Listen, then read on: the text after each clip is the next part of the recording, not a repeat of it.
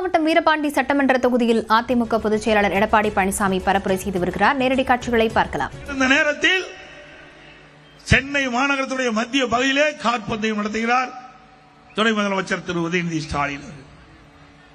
பிறகு எழுதாத பேனாவை நடுக்கடலில் வைப்பதற்கு அரசாங்க பணம் 82 கோடி ஒதுக்கீடு செய்கின்றார்கள்.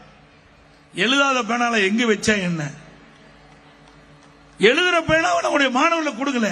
எழுதுற பேனாவை மாணவர்களுக்கு கொடுங்க, அரசு பள்ளியை படிக்கிற மாணவர்களுக்கு கொடுங்க, பாராட்டுவாங்க. சிந்தித்து பாருங்கள், இன்னைக்கு அரசாங்க பணத்தை எப்படியெல்லாம் ஊதாரித்தனமாக செலவு செய்கின்றார்கள் என்பதை எண்ணி பார்க்க வேண்டும். இன்றைக்கு ஒவ்வொருடைய உழைப்பிலும் வரி மூலமாக அரசாங்கத்துக்கு பணம் வந்து கொண்டிருக்கிறது.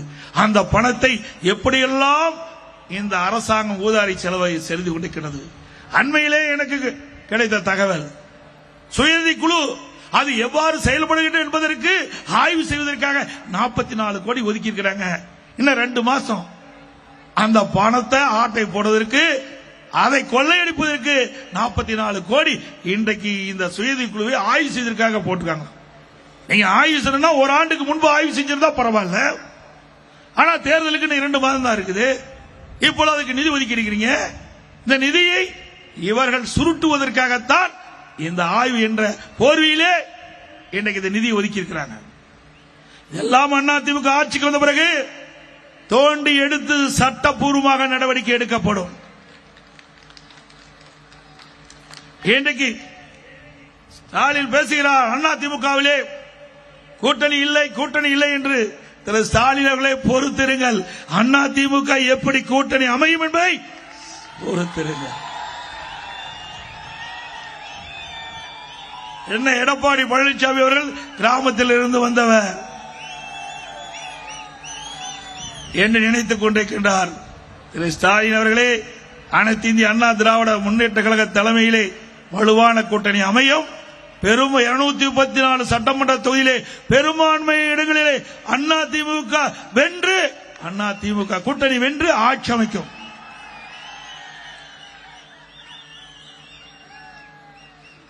இன்றைய தினம் திராவிட முன்னேற்ற கழகம் தேர்தல் நேரத்தில் 525 அறிவிப்புகள் வெளியிட்டாங்க. இன்றைய தினம் பத்திரிகையில் பார்க்கிறேன், 80% அறிவிப்புகள் நிறைவேற்றப்பட்டதாக ஒரு பச்சை பொய்யை முதலமைச்சர் சொல்லுகிறார். திமுக நிர்வாகிகள் குறிப்பிட்டு பத்திரிகையில் வந்த செய்தி நிறைவேற்றிக்கீங்களா? இன்றைக்கு நம்முடைய மாணவர்கள், இளைஞர்கள் வங்கியில வாங்கிய கல்வி கடன் ரத்து என்று திராவிட முன்னேற்ற கழக தேர்தலில் குறிப்பிட்டாங்க. ரத்து செஞ்சாங்களா? மாதந்தோறும் கேஸ் மானியம் 100 ரூபாய் கொடுக்கிறாங்க, கொடுத்தாங்களாமா? சத்தமா சொல்லுங்கம்மா. ரேஷன் கடையில் மாதந்தோறும் சர்க்கரை கூடுதலாக 1 கிலோ கொடுப்பாங்க, கொடுத்தாங்களா? அதைவிட மிகப்பெரிய பொய் இங்கே அமர்ந்திருக்கின்றார்கள் நம்முடைய தாய்மார்கள். 100 நாள் வேலை.